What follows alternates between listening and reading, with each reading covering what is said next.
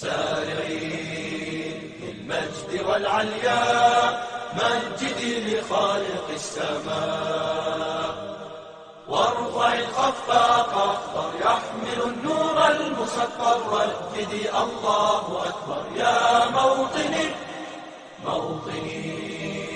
قد عشت فخر المسلمين عاش الملك للعلم والوطن.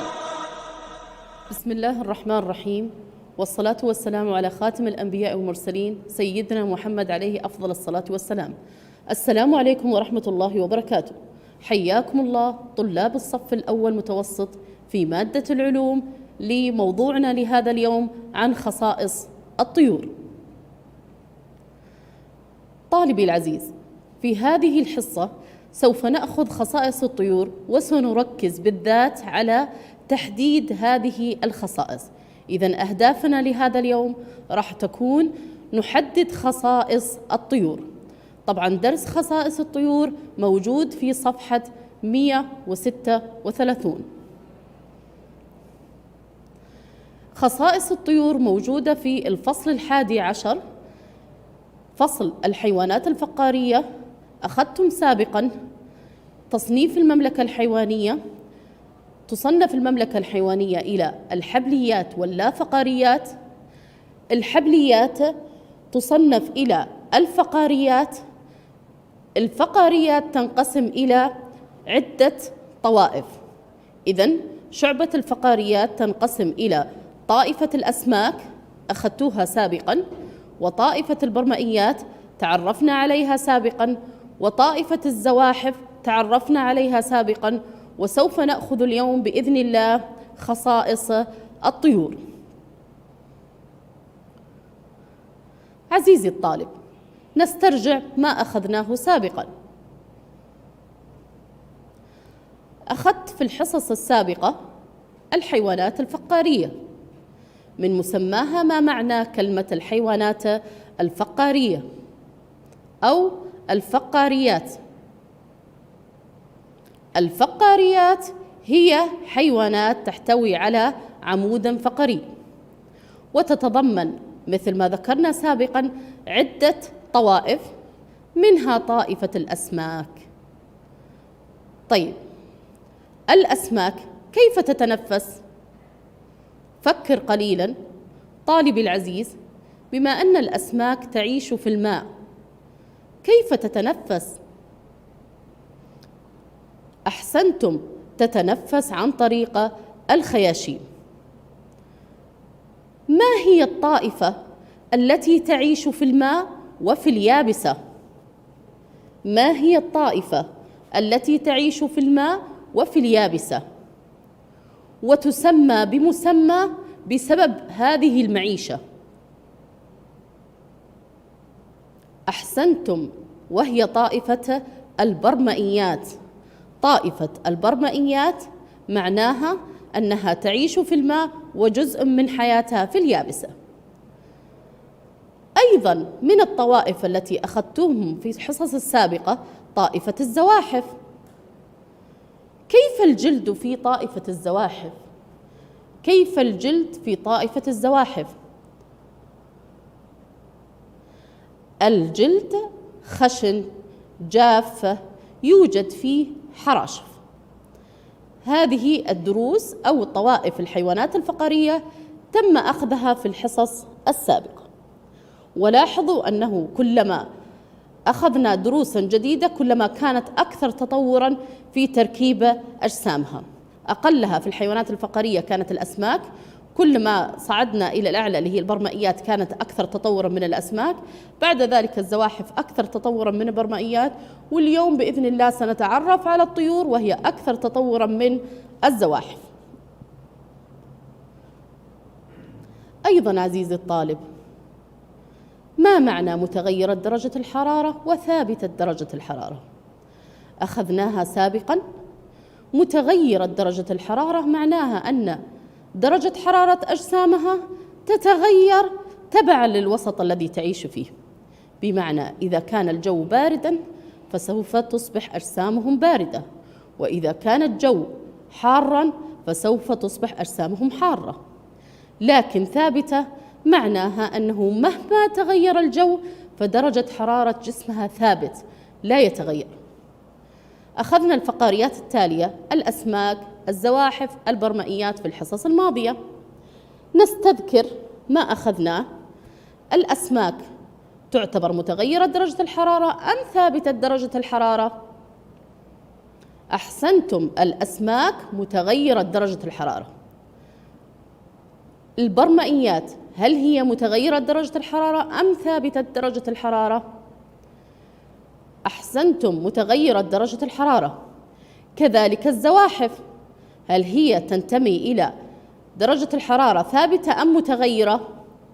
متغيرة درجة الحرارة.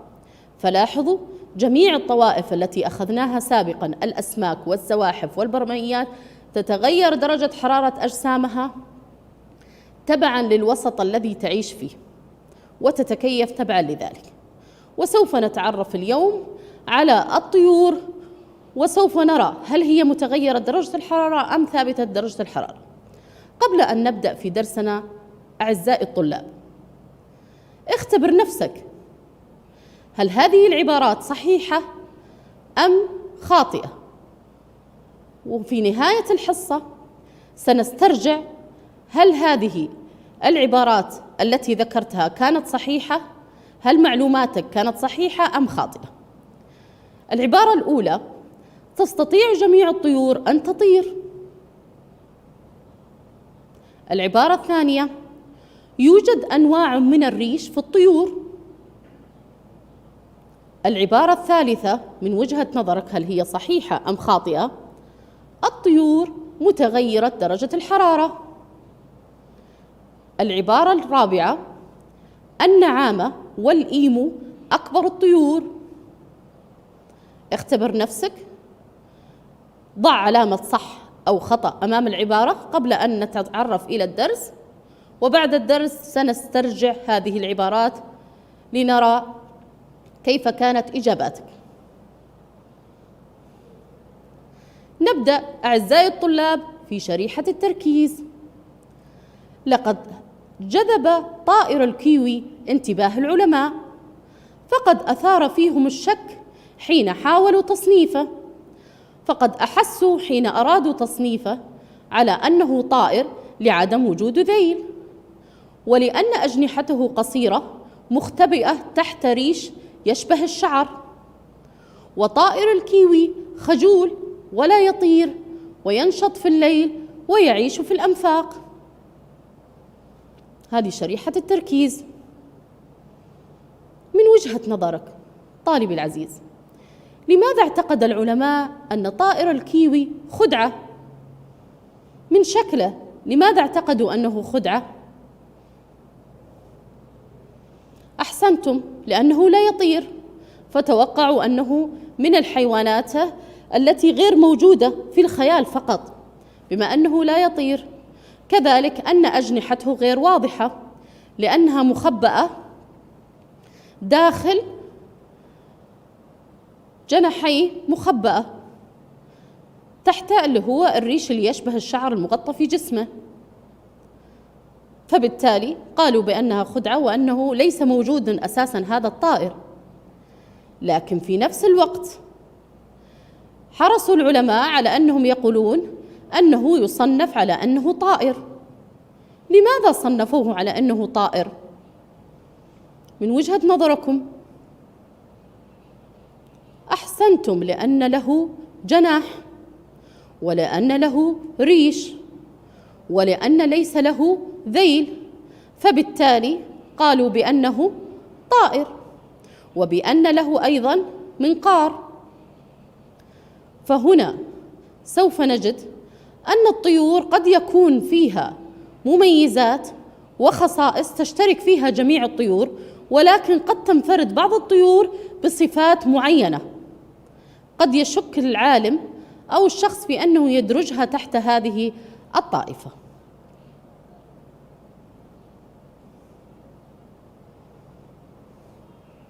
عزيزي الطالب، أخذنا سابقا الزواحف، وقلنا أن الطيور اليوم سوف تكون أكثر تطورا من الزواحف. ما المادة التي تغطي الجلد في الزواحف؟ هذه معلومات سابقة. ما المادة التي تغطي الجلد في الزواحف؟ أحسنتم، وهي الحراشف. وكيف تتكاثر؟ تكاثرها أنها فيها البيضة ذات قشرة صلبة أو جلدية،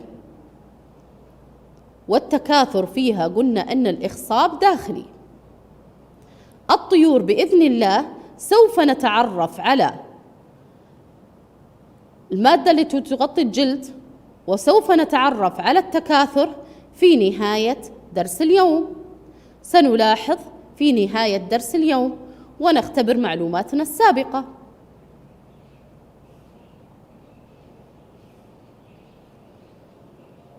لاحظ عزيزي الطالب هذا المقطع، ركز في الألوان، في الشكل، في الحجم، في شكل المنقار، في طيرانها.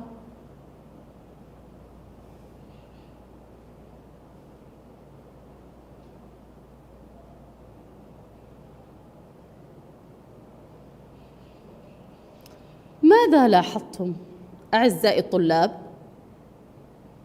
لاحظنا أن الطيور مختلفة في أشكالها، لاحظنا أن الطيور مختلفة في أحجامها، لاحظنا أن الطيور مختلفة في ألوانها.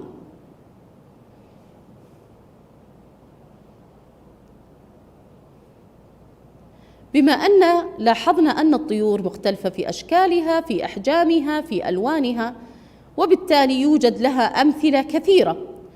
نستذكر بعض الأمثلة للطيور، ولكن أكيد في جعبتكم أمثلة أخرى، وحاولوا أنكم تبحثون في مواقع التواصل عن أمثلة أخرى للطيور غير المطروحة لدرس اليوم.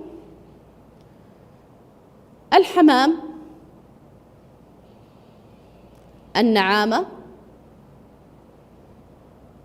البغبغاء، والبط، هذه أمثلة للطيور، وأكيد أنكم تستطيعون أن تستخرجوا أمثلة أخرى للطيور موجودة في بيئتكم، وكذلك موجودة ومعروفة في بلاد معينة.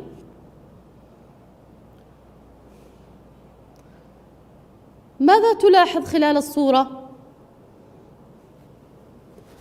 أحسنتم، النعامة. هل النعامة تطير؟ لا، النعامة لا تطير، ولكن لها أرجل قوية. هذه الأرجل تساعدها على الركض بسرعة. لماذا النعامة لا تطير؟ من وجهة نظرك عزيزي الطالب؟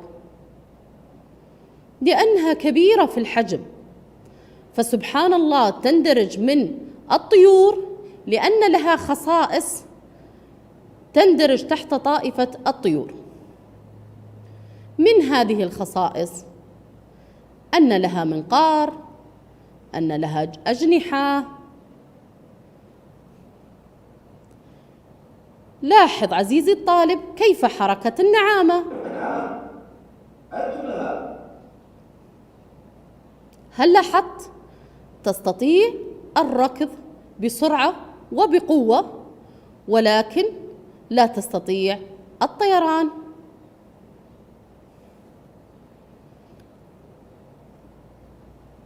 ما هذا الطائر؟ هل لاحظت الطائر هذا في يوم ما؟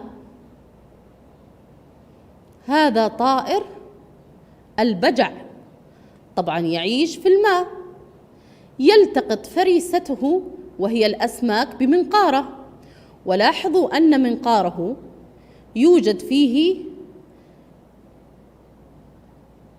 جزء مخصص يستطيع أن يدخل الأسماك داخل هذا الجزء.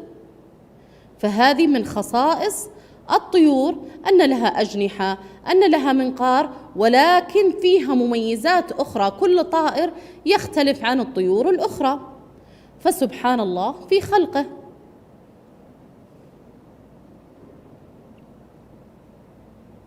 ما هذه الصورة؟ البطريق. هل يطير البطريق؟ لا، لا يطير، ويعتبر من الطيور. لماذا؟ لأن فيه مميزات يندرج تحت الطيور، ولذلك خلقه الله سبحانه وتعالى من طائفة الطيور، ولكنه في نفس الوقت يعتبر سباحا ماهرا بما خلقه الله من أجزاء تساعده على السباحة. ما هذا الطائر الصغير الجميل؟ هذا طائر الطنان، النحل الطنان، طوله 5.5 سنتيمتر.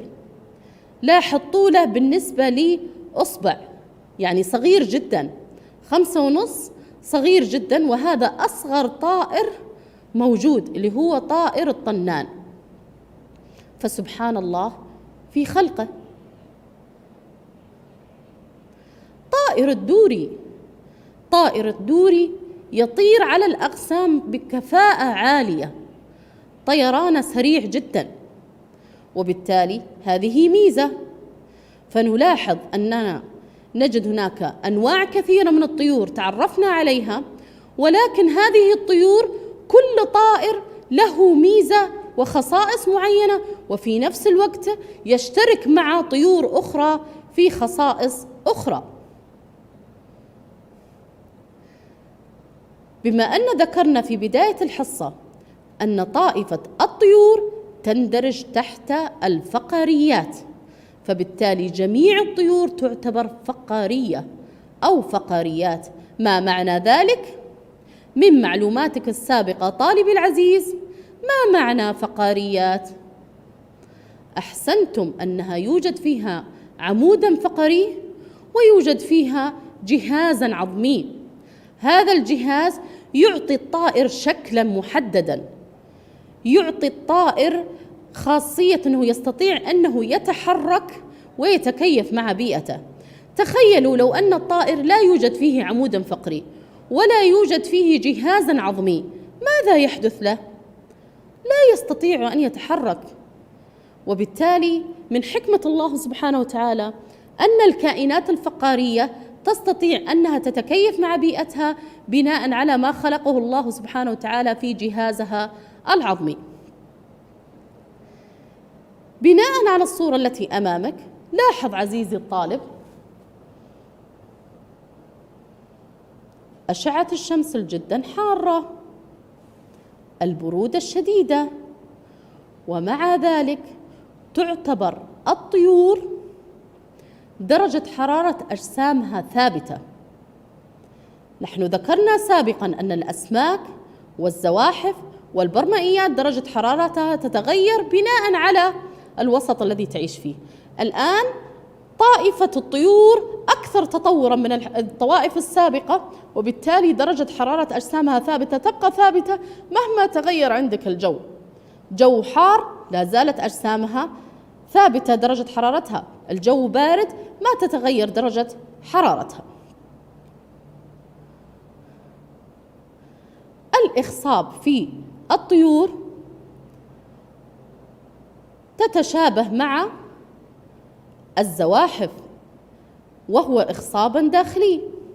تضع البيضة، والبيضة تغطيها الطائر، تغطي اللي هو تحضنها، بحيث أن هذه البيضة تحضنها تقريبا من 10 إلى 80 يوم إلى أن تفقس البيضة وترقد عليها. وبالتالي أثناء الحضن وأن نفس الأنثى ترقد على البيض تعمل على تدفئتها، وبالتالي حمايتها من أي عوامل خارجية أو مفترسات أو درجات حرارة خارجية ممكن تؤثر عليها. قشرة البيضة صلبة، وهذا يهيئها على حماية الجنين إلى أن يفقس.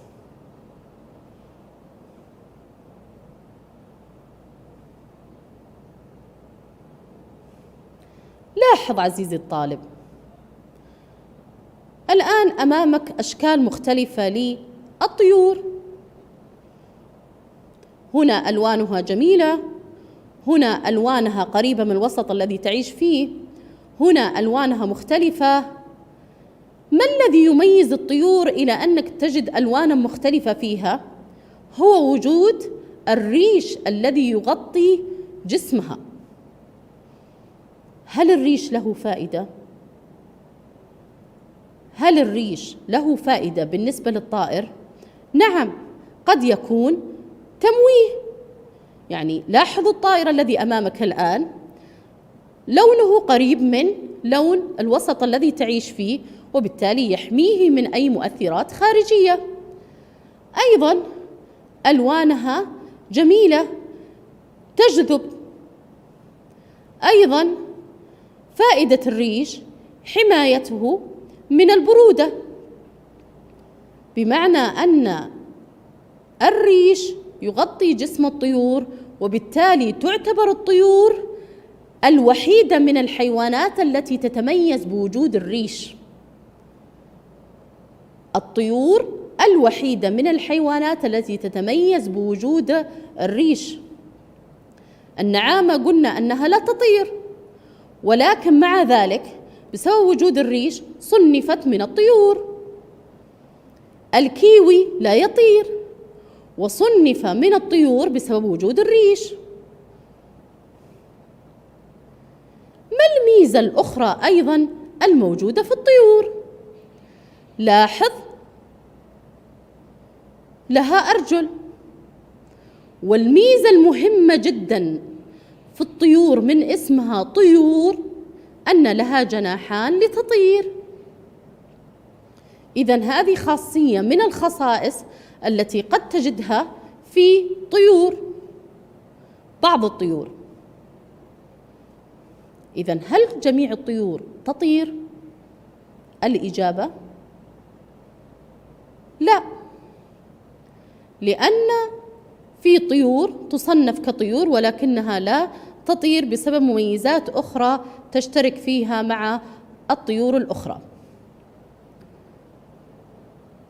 ماذا تلاحظ في الصورة؟ عزيزي الطالب، نلاحظ أن الميزة والخصائص الموجودة في الطيور وجود منقار. سبحان الله، المنقار يختلف شكله على حسب الوسط الذي يعيش فيه وعلى حسب نوع غذائه.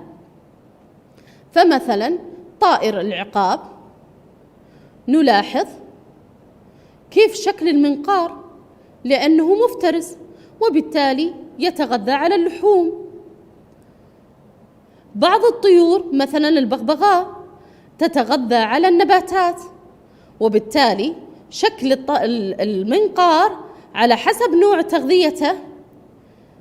خلق الله سبحانه وتعالى أشكال للمنقار تختلف على حسب تغذيتها. بعض الطيور تتغذى على الحشرات، فبالتالي يكون حاد المنقار.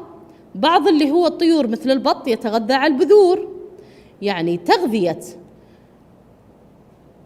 تغذية الطيور تعتمد بناء على شكل منقارها. فسبحان الله في خلقه، هذه خاصية من خصائص الطيور. الطيور تعتبر من أكثر الفقاريات عدداً على الأرض. احنا ذكرنا أن الفقاريات تنتمي لها الأسماك، الزواحف، البرمائيات والطيور والثدييات. أكثر عدداً على سطح الأرض سبحان الله الطيور، أعدادها جداً كبيرة بأشكال مختلفة. هذا طائر البوفن. طائر البوفن سبحان الله لو تلاحظون هنا ماذا يعمل؟ يطير، أحسنتم. وهنا يسبح، أحسنتم. فطائر البوفن يساعده جسمه الانسيابي وأجنحته المستدقة على الطيران والسباحة داخل الماء. يعني الله سبحانه وتعالى هيأ بحيث أنه يستطيع الطيران ويستطيع السباحة، بحيث أنه يتغذى على الأسماك. الصغيرة. فسبحان الله في خلقه. ما هذا الطائر؟ هذا طائر الإيمو. هل تشبهه بطائر قد رأيته قبل ذلك؟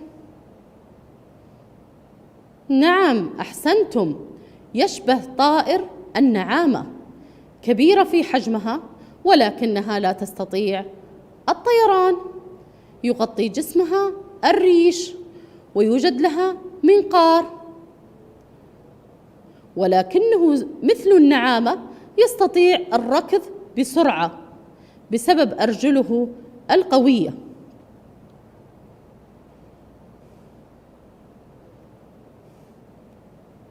ما هذا الطائر؟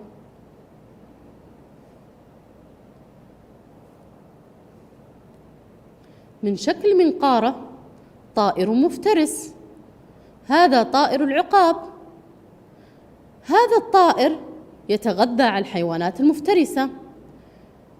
لاحظ عزيزي الطالب كيف التكيفات التي خلقها الله سبحانه وتعالى له مخالب تساعده على الإمساك بفريسته والتغذي عليها. فطائر العقاب من الحيوانات المفترسة، له مخالب حادة وقوية تمكنه من الإمساك بالفريسة. عزيزي الطالب، الآن تعرفنا على خصائص الطيور، وذكرنا أنه من خصائص الطيور، استذكر عزيزي الطالب، بناء على شكل الطيور. هل فهمت خصائص الطيور؟ أحسنتم. الطيور تتصف بأنها فقاريات ثابتة درجة الحرارة، لها جناحان ورجلان، لها منقار، وجسمها مغطى بالريش. هذه خصائص مميزة في الطيور. إذن عزيزي الطالب، هل حققنا هدف اليوم؟ هل حددنا خصائص الطيور؟ نعم، أحسنتم، حددنا خصائص الطيور. نسترجع ما ذكرناه في بداية الحصة. اختبر نفسك، تستطيع جميع الطيور أن تطير؟ هل هذه الإجابة صحيحة أم خاطئة؟ أحسنتم، الإجابة خاطئة، لأنه يوجد طيور لا تطير مثل النعامة، مثل الإيمو، مثل الكيوي التي ذكرناها أثناء الدرس. يوجد أنواع من الريش في الطيور. أحسنتم، نعم، يوجد أنواع من الريش في الطيور. الطيور متغيرة درجة الحرارة. أحسنتم، خطأ، الطيور ثابتة درجة الحرارة. النعامة والإيمو أكبر الطيور. أحسنتم، نعم، النعامة والإيمو أكبر الطيور. إذن عزيزي الطالب، أخذنا في بداية الحصة وربطنا الطيور بالزواحف، وقلنا أن الزواحف المادة التي تغطي الجلد هي الحراشف، وقلنا أنه التكاثر فيها يكون الإخصاب داخلي، وهي تشكل بيضة ذات قشرة صلبة أو جلدية. لكن الآن بما أن تعرفنا على الطيور، هل تستطيع أن تعطيني اسم المادة التي تغطي الجلد؟ أحسنت، المادة التي تغطي الجلد هي الريش. هل تستطيع أن تستذكر ما هي التكاثر في الطيور؟ التكاثر إخصاب داخلي وبيضة ذات قشرة صلبة، معناها أنها تتشابه في التكاثر مع الزواحف في أنها ذات قشرة صلبة، ولكن الزواحف قد تكون قشرة جلدية مثل اللي هي بيضة الأفاعي والحيات. أتمنى أن تكون اتضحت خصائص الطيور. شكرا لكم على حسن الاستماع للدرس.